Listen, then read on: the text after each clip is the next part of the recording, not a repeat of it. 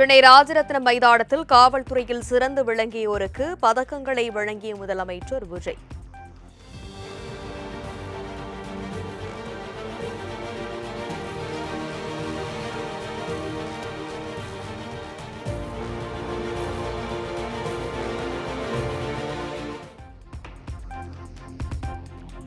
குடியரசுத் தலைவர் உள்துறை அமைச்சகத்தின் விருதுகளையும் வழங்கி கௌரவிப்பு.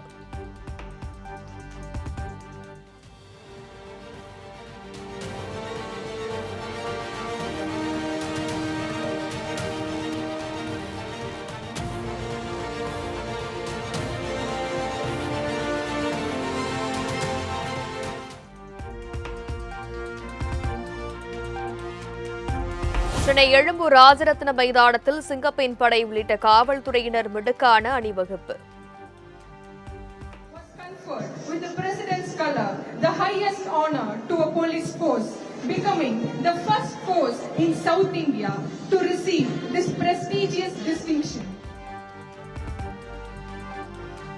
வேட்டி சட்டை அணிந்து திறந்தவெளி ஜீப்பில் சென்று காவல்துறை அணிவகுப்பு மரியாதையை ஏற்றார் முதலமைச்சர் விஜய்.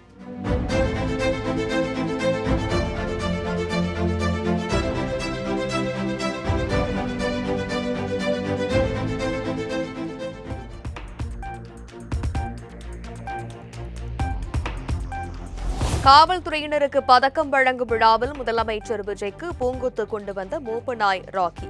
கண்கவர் மூப்பநாய்களின் சாகசத்தை கண்டு ரசித்த முதலமைச்சர்.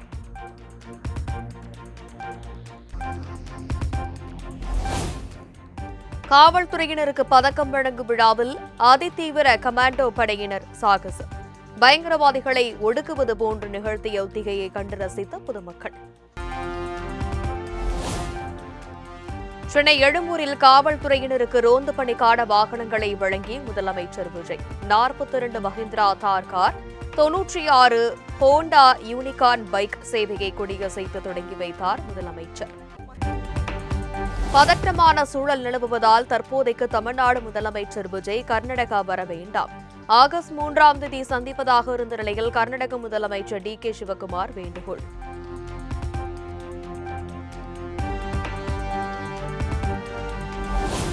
தமிழ்நாட்டிற்கு தண்ணீர் திறக்க தயாராக இல்லை என காவிரி மேலாண்மை ஆணையத்தில் கூறிவிட்டோம். காவிரி மேலாண்மை ஆணையத்தின் உத்தரவுக்கு எதிராக மேல்முறையீடு செய்ய உள்ளதாகவும் கர்நாடக முதலமைச்சர் DK சிவகுமார் அறிவிப்பு.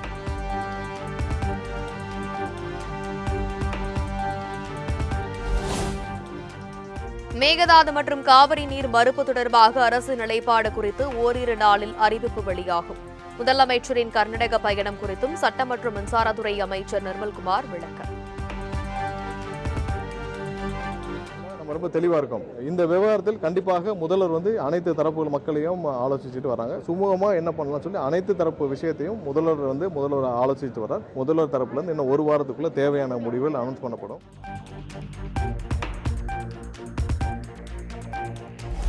காவிரி நீரை வைத்து தமிழகத்திற்கு எதிராக கர்நாடக அரசியல் செய்வது தொடர்கிறது. உச்சநீதிமன்றத்தை நாடி தமிழகத்திற்கான உரிமையை பெறுவோம் எனவும் அமைச்சர் நிர்மல்குமார் உறுதி. அரசியலே காவேரி விஷயத்தை வச்சுதான் அவங்களோட அரசியலை பண்ணிட்டு இருக்காங்க. இப்போ இல்லை, எப்பயுமே அப்படிதான். 30-40 வருஷமா 100 வருஷமா அவங்க கர்நாடகோட அரசியலே நம்மளுக்கு தண்ணீர் கொடுக்க மாட்டோம்ன்ற ஸ்டாண்ட்ல தான் அவங்களுடைய மொத்த அரசியலும் அடங்கியிருக்கு. இது அரசியலாக பார்க்காமல் தமிழக விவசாயிகளும் பார்க்க வேண்டியதான் நம்மளுடைய எண்ணம். அதில் லீகல்ல நம்ம சுப்ரீம் கோர்ட் மூலமாக நம்ம தீர்ப்பு வாங்க. இது நம்ம சரியான முறையில் நம்ம முறையிட்டு தேவையான தீர்ப்புகளை பெறணும்.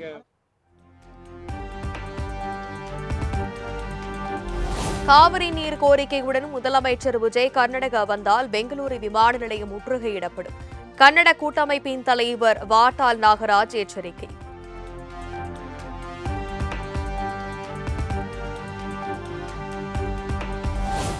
உச்சநீதிமன்றம் தீர்ப்பு வழங்கிய பிறகும் கர்நாடக காவிரியில் தண்ணீர் திறக்காததால் ஒவ்வொரு ஆண்டும் வாதாடியும் போராடியும் நீர் பெற வேண்டிய சூழல் உள்ளது.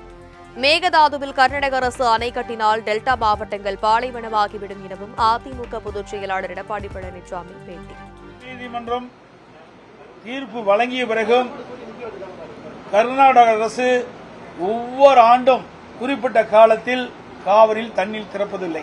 தமிழ்நாடு அரசு ஒவ்வொரு ஆண்டும் கர்நாடகத்திலே வாதாடி போராடித்தான் கர்நாடகத்திலிருந்து தண்ணீரை பெறக்கூடிய நிலை இருந்து வருகிறது.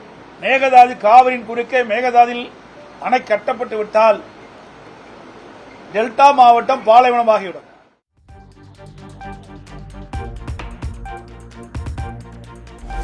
மேகதாது அணை தொடர்பான தாவேக அரசின் தனி தீர்மானத்தை எதிர்த்து அதிமுக வழக்கு தொடர்ந்துள்ளது.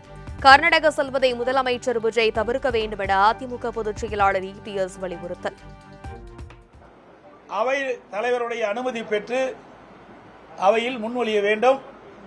பிறகு விவாதத்துக்கு எடுத்துக் கொள்ளப்பட வேண்டும், ஓட்டெடுப்பட வேண்டும். பிறகுதான் ஏற்கனவே அரசியல் தீர்மானத்தில் சேர்க்கப்பட வேண்டும். இதுதான் 104 சட்டப்பேரவை விதி 104 கீழ் தெரிவிக்கப்படுகிறது. இது குறித்து தான் நாங்கள் நீதிமன்றத்தில் வழக்கு தொடர்ந்திருக்கின்றோம்.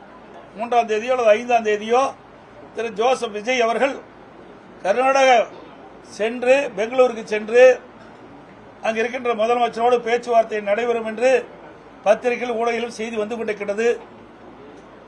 இதை தவிர்க்கப்பட வேண்டும்.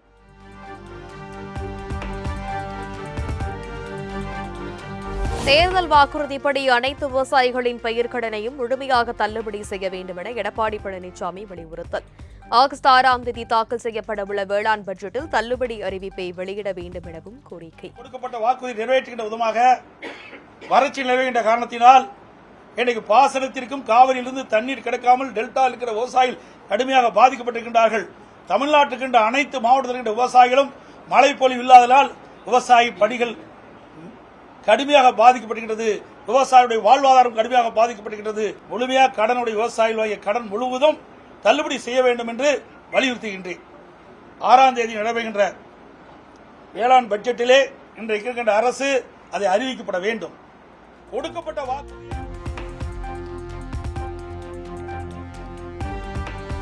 தமிழ்நாட்டிற்கு காவிரி நீரை தரக்கூடாது என வலியுறுத்தி கர்நாடகாவில் பாஜக போராட்டம். முன்னாள் முதலமைச்சர் எடியூரப்பா தலைமையில் KRS அணை அருகே திரண்டு முழக்கம்.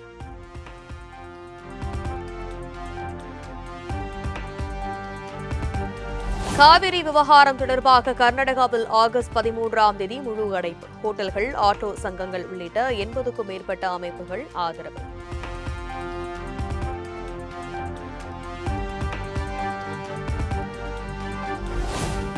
தாவேக ஆட்சி அமைந்ததில் இருந்தே முதலில் மின்வெட்டு பிரச்சினை, தற்பொழுது மின் கட்டடத்தில் பிரச்சினை ஏற்பட்டிருப்பதாக திமுக தலைவர் மு.க.ஸ்டாலின் விமர்சனம். மின் கட்டடத்தில் உள்ள குளறுபடிகளை களைந்து மின் கட்டணம் செலுத்துவதற்கான கால அவகாசத்தை நீட்டிக்குமாறும் வலியுறுத்தல்.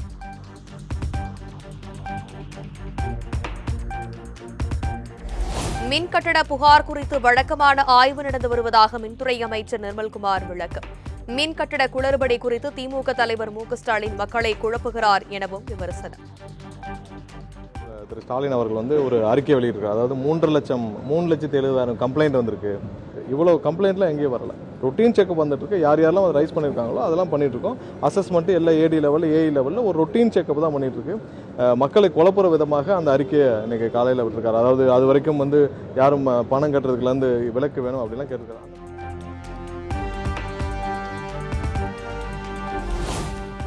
காவிரி பிரச்சினையில் தீர்வு காண வேண்டியது பிரதமர் நரேந்திர மோடியின் கடமை. தேவையின்றி எதிர்க்கட்சித் தலைவர் ராகுல் காந்தியை அன்புமணி வம்புக்கு இழுப்பது நியாயமல்ல என மாணிக்கம் தாக்கூர் அறிக்கை.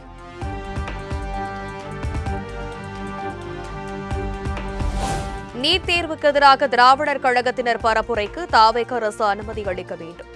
VCK தலைவர் திருமாவளவன் கோரிக்கை.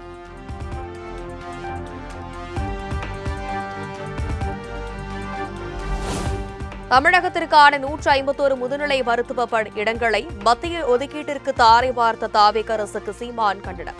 தமிழ்நாடு அரசு உடனடியாக உச்சநீதிமன்றத்தில் மறுசீராய்வு மனு தாக்கல் செய்ய வேண்டும் எனவும் வலியுறுத்தல்.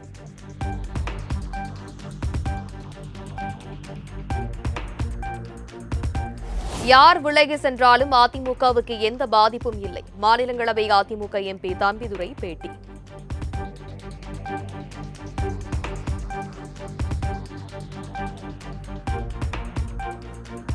திருச்சி கிழக்கு, கரூர், விராலிமலை, பெருந்துறை, அம்பாசமுத்திரம் தொகுதிகளுக்கு இடைத்தேர்தல் அறிவிக்க விதிக்கப்பட்ட தடை நீட்டிப்பு.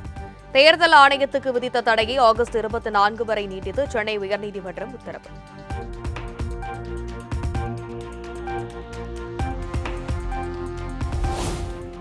பழனி நில மோசடி தொடர்பாக பத்திரப்பதிவுத்துறை சிறப்பு தணிக்கை குழு அமைத்து உத்தரவு. சார் பதிவாளர் ஜஸ்டின் மணிகண்டன் பணியேற்ற நாள் முதல் தற்காலிக பணி நீக்கம் வரையிலான பதிவு செய்யப்பட்ட அனைத்து ஆவணங்கள் குறித்து ஆய்வு செய்ய நடவடிக்கை.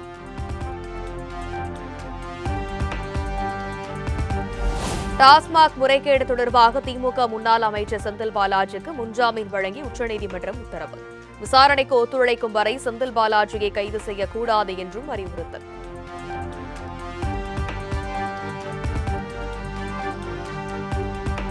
திருவல்லிக்கேணி காவல் நிலையத்தில் ஆஜராவதிலிருந்து 6 நாட்கள் விலக்கு அளிக்க கோரி செந்தில் பாலாஜி மனு. ஆகஸ்ட் 5ஆம் தேதி கண்டிப்பாக காவல் நிலையத்தில் ஆஜராவதாக நீதிமன்றத்தில் உத்தரவாதம்.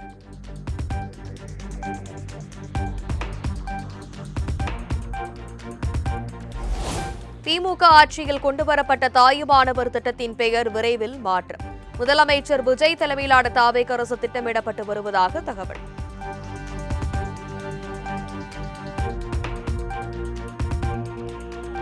பிராய்லர் கோழிகளை பண்ணைகளில் இருந்து அனுப்புவதற்கு முன் தீவன நிறுத்தம் செய்வது கட்டாயமாக அமல்படுத்துவதை கண்காணிக்க குழு அமைக்க கோரிய வழக்கு. தமிழக அரசின் கால்நடைத்துறை இயக்குநர், உணவு பாதுகாப்புத்துறை ஆணையர் ஆகியோர் அறிக்கை தாக்கல் செய்ய உயர்நீதிமன்ற மதுரை கிளை உத்தரவு.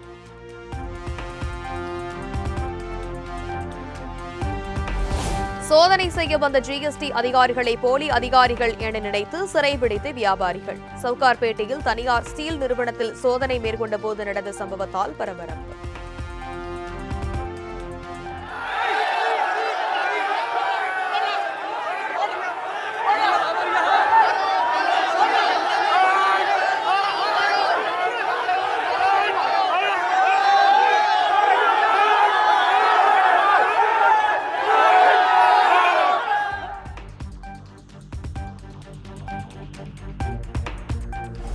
டாஸ்மாக் மதுபான கடைகளில் மதுவால் ஏற்படும் பாதிப்புகள் குறித்து எச்சரிக்கை விளம்பரங்கள் வைக்க கோரிய மனு. தமிழக சுகாதாரத்துறை செயலாளர் பதிலளிக்கும்படி சென்னை உயர்நீதிமன்றம் உத்தரவு.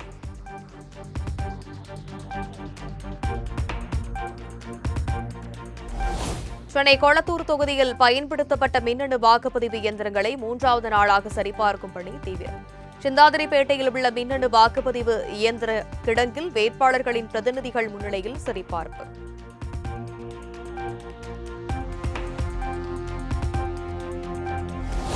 2026-27 நிதியாண்டுக்கான வருமான வரி தாக்கல் செய்வதற்கு இன்றைய கடைசி. இன்றைய காலக்கெடுவை தவறவிட்டவர்கள் டிசம்பர் 31ஆம் தேதிக்குள் அபராதத்துடன் கட்ட வேண்டும் என அறிவிப்பு.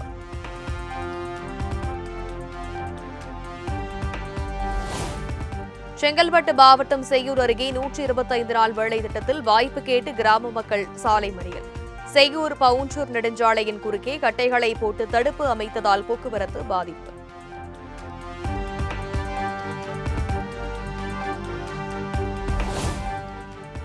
பல்லடத்தில் நடைபெறும் IDPL பைப்லைன் திட்டத்திற்கு எதிர்ப்பு. பணிகளை தடுத்து நிறுத்தி மறியல் போராட்டத்தில் ஈடுபட்ட 200க்கும் மேற்பட்டோர் கைது.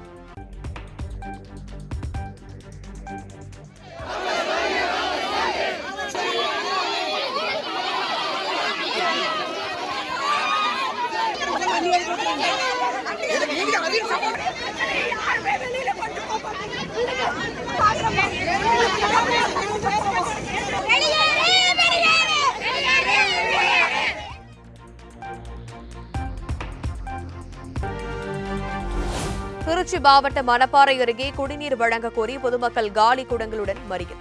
கடந்த 6 மாதங்களுக்கு மேலாக காவிரி குடிநீர் மற்றும் ஆழ்குழாய் நீர் முறையாக வழங்கப்படவில்லை என குற்றச்சாட்டு.